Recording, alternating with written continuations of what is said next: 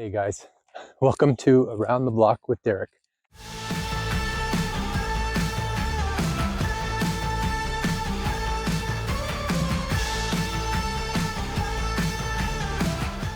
This is an opportunity for me to get some exercise in, walk around the block, and talk to you guys about anything photography related. I'm really excited about this. I'm working on using my new gimbal. Actually, it's not a new gimbal. I've had it for a while, but I haven't really used it. So now that I'm getting into this video stuff, figured I'd give it a shot. So you got to bear with me. I'm learning about where I want to position this thing. That looks pretty good. Anyway, welcome to Around the Block with Derek. This is a new vlog that I'm doing as part of my vlog series on my photography website, derekgphotography.com. Today I just wanted to talk a little bit about me, right? So when I was a kid, my family, extremely artistic, right? So my dad was a guitar player. My uncle, extremely talented guitar player. He was actually a very famous blues guitar player in the Bay Area for a long time, very well known. So, as a kid, picked up a bass guitar myself. I was in the band with my bass, a lot of fun. And then when I got into high school, I started dabbling into musical theater a little bit. And my love of musicals and my love of theater definitely put me in front of the people. And I loved it, And then as I got a little bit older, I had a kid. Theater is a very fun thing to do, but it takes a lot of time, right? Theater is one of those things where you have a huge commitment, and you have to be there, right? You got to be there because if you're not, everybody, the whole production suffers. So a lot of time investment, but I still loved it. When I had a kid, that stuff stopped, right? That's what happens when you have a kid. So there was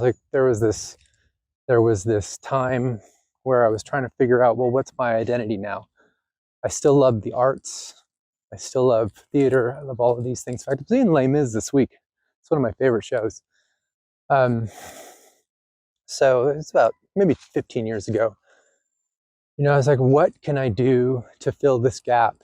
I don't have as much time to invest in something like theater. What can I do? And I remember walking around Costco. Actually, no. I remember sitting in the dentist's office because, I don't know, my dentist at the time, he had all these really cool magazines talking about photography. And I remember getting the Novocaine, sitting in the chair, waiting for the dentist to come do some drilling. And you know how they hand you magazines and they just make you wait. Well, one of the magazines that they handed me was a photography magazine. I started reading it. I was like, wow, that's pretty cool, man. This looks like a lot of fun. So I think I want to bring the gimbal up. I need to figure out exactly where to position this thing. I think that's better. So yeah, so I started reading photography magazine. I was like, wow, this looks like a lot of fun.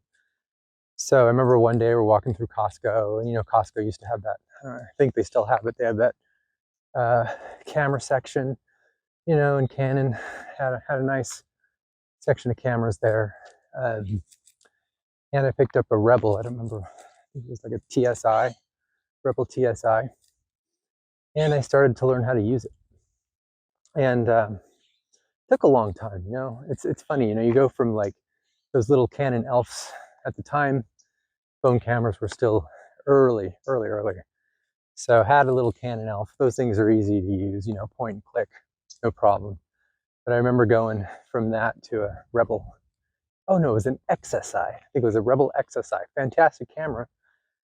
A very entry-level camera, but it was a good camera to use. And I remember sitting there at the beginning of this thing trying to figure out how to use this sucker. It was, you got the kit lens that was included. And, I started shooting with it and the pictures were okay. I mean, they weren't great, because I didn't know how to use it. It was that point where I decided, you know what? Let's give this sucker a shot. Let's figure out how to do this. So I took the camera. I bought some books by, I think, Scott Kelby. Had some really good books at the time talking about how to use the basics from the camera, how to get the most out of your entry-level camera. I read a couple of his books, and I just practiced. You know, that was a lot of fun, and I got a little bit better and better and better. And then what happens next, right? As photographers, at least at the beginning for me, it's like I wanted to do everything, right? I want to be an expert at everything, right? I want to shoot landscapes. You got these macro shots that are pretty cool. I wanted to shoot macro. I wanted to do products photography. I wanted to get like really crazy special effects, portraits, just a little bit of everything, and become an expert, kind of like a jack of all trades type of thing, right? Master of what's jack of all trades, expert. You're not an expert at anything. You kind of do everything, but you're not an expert. That's kind of where I was going. So I think at the time it's probably 10 years ago. I was like, well, where the heck do I want to take this, right? So then I started watching some videos on YouTube about portrait photography, and I was like, wow, that looks really cool. Bringing in flashes, bringing in your own lights, working with people to make some really good images. So I did that for a while. I struggled a little bit with lighting. Didn't have any lights at the time. And as we all start with flashes, you start throwing light at everything, and you get overexposure or underexposure. So every time I took a shot that I didn't like, I figured out what was I doing wrong, and I just learned from it. I keep working at it, keep working at it, keep working at it. Well, anyway, got the lighting stuff down, and then I'm like, okay, well, what's the next challenge, right? I think the next challenge, and I still think the ultimate challenge for me, is a challenge that I love. And the reason why I love portraits so much is just working with people, right? Everybody's different. And, they come into the studio, they go out on a shoot. Some people are really ready to go. Some people have no idea, right? And that's when it clicked. I don't know, it's weird. I was able to start working with people to get them to look the best in front of the camera.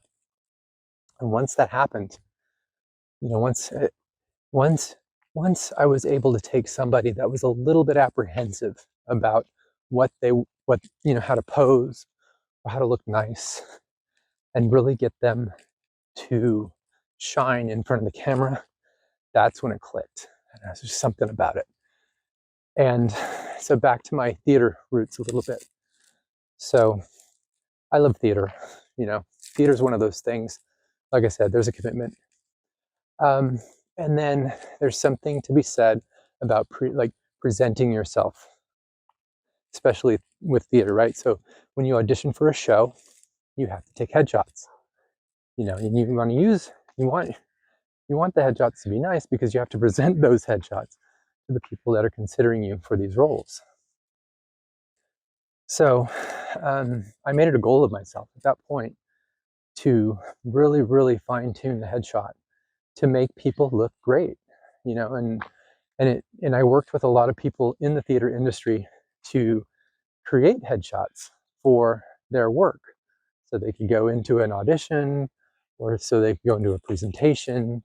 And the one thing they didn't have to worry about was the headshot itself, because it was solid, right?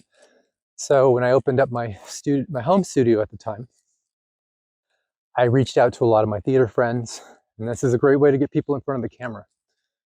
You reach out to your friends. I reached out to the people that I knew, and I said, hey, do you need headshots? Let's get some stuff rolling, right? So I got a lot of people in front of my lens, and we took some headshots, did some prints, and they were ready to go. Once I started getting all those people in front of my lens, then I started to build my own portfolio, which was kind of nice because I put all of their pictures on my website. I don't remember if I was using Instagram at the time. I think it might have been a couple other things. But I'd take their pictures and I'd put them all in one place. I think Meetup was popular at the time. And I started advertising that way. So then I started to get people that I didn't know, which is, that's the challenge. That's the challenge for photographers. there are a couple of challenges for photographers. One of the big ones is trying to find people to work with. And if I can challenge you, the challenge that I give to you, fellow photographers, is to build a portfolio. Reach out to your family, reach out to your friends, get them in front of your camera, take some pictures of them, build a portfolio, put it online. Because once people that you don't know see what you're capable of, they're going to reach out to you.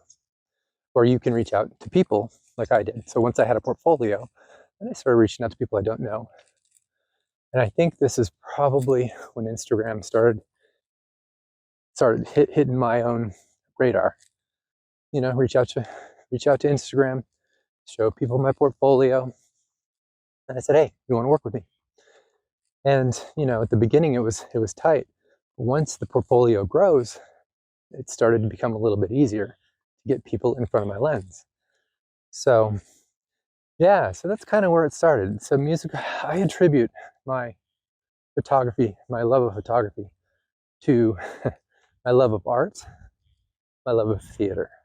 And I also attribute it to my lack of time that I had just to pursue theater, which is something that I love. I love theater. I still love theater. Like I said, I'm going to see Les Mis on Friday. It's one of my favorite shows of all time. I'm a child of the 80s. Les Mis was a really, really great show back in the 80s. Music is still amazing. I'm excited. So yeah. Oh, really quickly. So I wanted to ask for you guys to remember to hit my YouTube page and give me a follow. My YouTube page is in its infancy and it really needs some love.